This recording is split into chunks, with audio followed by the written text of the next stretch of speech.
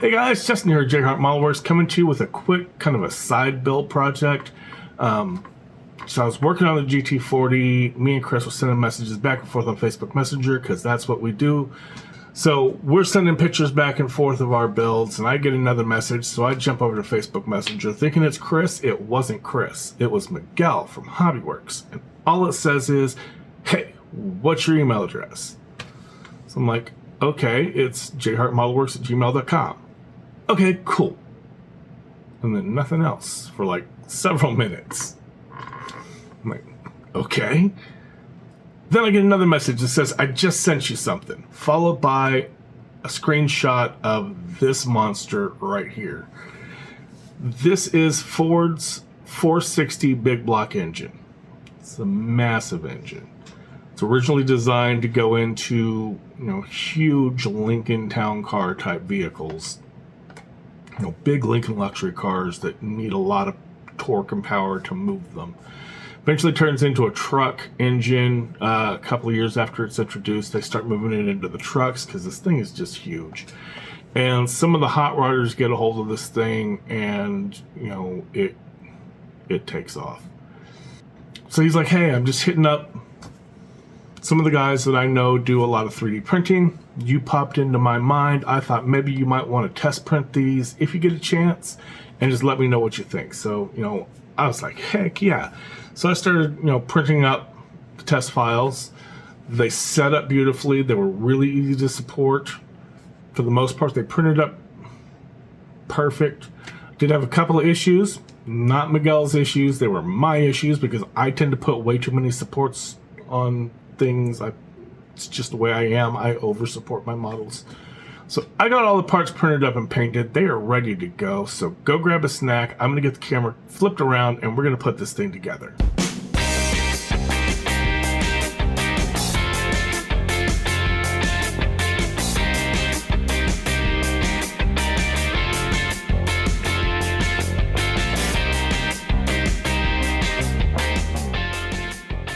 So the downside to 3D printed resin engines is that you typically do not get instructions. The belief is that if you're good enough to be adding third-party engines, you probably already know how to put them together. Sometimes you'll get an exploded diagram of the engine. Miguel has actually put together a video that shows the parts in exploded view and spins all the way around so you can kind of see how everything fits in. I'm going to go ahead and link to that video in the description below. Alright, so we just added the oil pan to the bottom of the engine block. Now we're going to add the water pump to the front of the timing cover. I've added a small drop of CA glue. I'm going to spread it around with a toothpick so it's nice and thin so we don't get anything oozing out when we press this into place. Now there aren't any locating pins or anything, but the way it's shaped and the way the bolt patterns line up from the top, it's pretty easy to figure out and get everything lined up right. Then we'll add a drop or two of glue to the front of the engine and drop the timing cover into place. Again, there's shaping on the front of the engine that kind of shows you which side is the front and exactly where this needs to go. Just kind of match the shape up with the extrusion on the front of the engine. Next, we'll add a drop of CA glue to the mount point on the side of the timing cover and attach our fuel pump. For building with 3D resin parts, you want to use CA glue as plastic cement does not work on resin. Some people say to use epoxy, but in my opinion, epoxy is just too much work when I have at least 3 different types of super glue available to me on my bench at any given point in time. The oil filter fits on the driver's side of the block right behind the fuel pump. Next up, we're going to put some glue on top for the intake manifold. One end of the intake has a small circular indent in it. That is where the thermostat housing connects to the manifold, so make sure that goes towards the front of the engine. I did have a little trouble getting the intake manifold to stay on. There is a small raised ridge that shows where the intake manifold sits. Add a little glue to the top of this ridge or on the bottom of the intake manifold and it will glue fine. I just kind of tapped the edges of the intake into the glue I had and set it in place and it was all good. I wanted the intake manifold in place first so we can use that to help line up our heads. We'll just place some glue here and slide the heads into place until the smooth side bumps up against the bottom of the intake manifold. And then make sure they line up front to back with the block.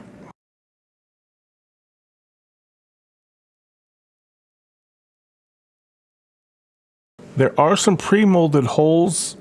There are some pre-modeled holes in the heads for spark plugs, but I like them a bit deeper to give the plug wires a little more hold. Unlike plastic, resin doesn't melt when you drill into it.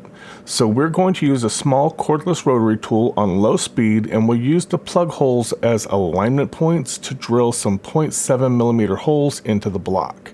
You do still need to be careful somewhat, as resin can be brittle, so make sure you go straight in and straight out. Don't flex, or you could either break the part or break your bit. Next up, we have some awesome Ford labeled valve covers. We will add a little CA glue on top of the heads and position these into place.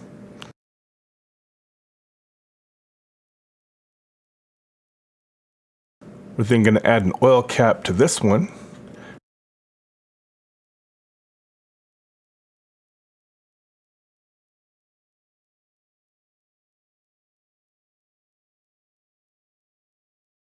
And by personal request, Miguel sent me an oil breather for the other side.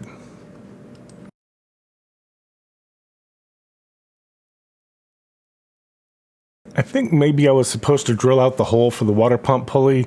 I just cut off the post. There's another post for the crank pulley anyhow. We're just going to add a little bit of glue to these and the mount points for the alternator and set it in place. I love that there is a real bracket to the alternator and it's not just floating in space. That is a huge pet peeve for me.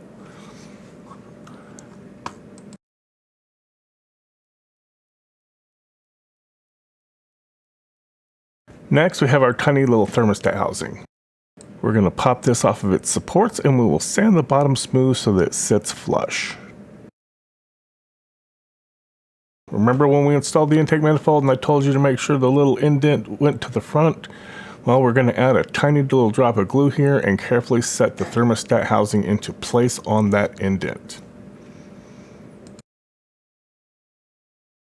Next, we have the distributor. This is an HEI distributor with the coil and the cap, so there is no coil wire going off to a separate ignition coil. Like the heads, there are pre-molded holes. I like them a bit deeper, so I drilled them with a 0.4mm drill bit before I cured them. Because this part is very small, I went the 0.4mm bit and I will strip a bit of the shielding off and glue the wire itself into place, rather than drilling a 0.7mm hole and gluing shielding and all in like I do with the plug-ins.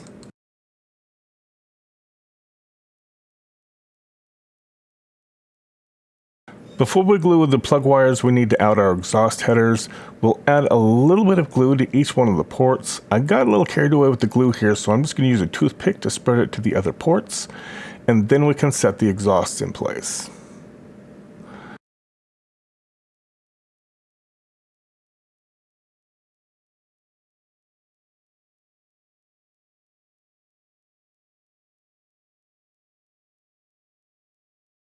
And while we're at it, we'll go ahead and drop this Tremec transmission into place as well. This is just a flush fit, but the bolts line up perfectly to the block, which lets you easily know when you have it in the right place.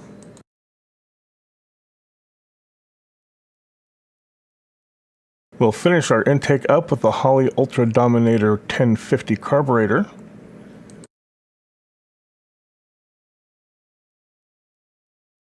And now we'll start running the plug wires to the plug holes we drilled in the block.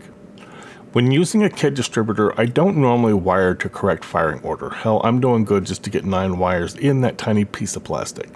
So honestly, I just cross them up a bit and make it look kind of random, like it could be in the right firing order.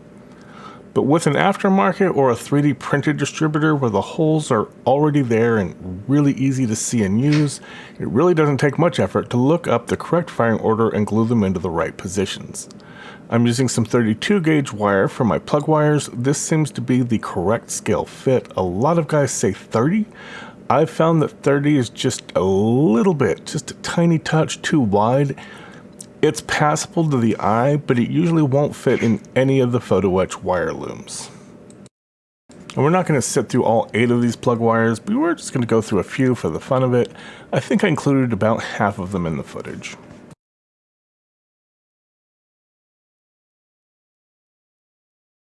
Now those of you who know me are probably like, Justin, you didn't use wire looms. You always use wire looms. What's the deal?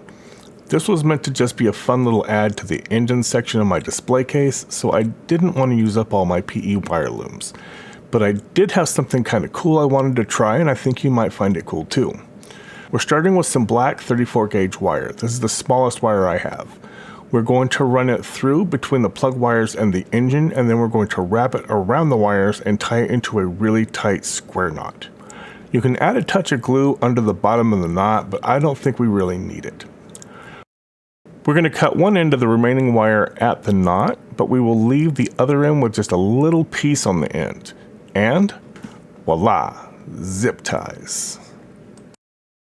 The air filter comes in 3 parts, making it super easy to paint. We're going to add a little bit of glue to the base and glue on the filter element. We'll then add just a little bit of glue to the top of the filter element and set the top in place as well. My fit for the top was a little loose. It may just be the way I printed it, but make sure you get everything nice and centered and lined up evenly. The fit over the curbs is really nice. You don't even need to glue it down at all if you don't want to. With a little bit of glue, we can drop our shift handle into place. Now, I wouldn't do this if I were putting it into a car, but for a display engine, this is a cool touch. Oops, looks like I forgot to paint the handle there.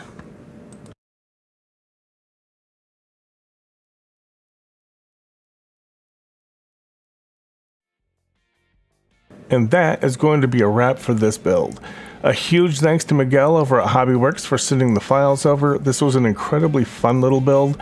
Head over to hobbiwerks.com. The link will be in the description as he spells it a little different than you'd expect. There's an I where there should be a Y, and there's an E where you'd expect an O.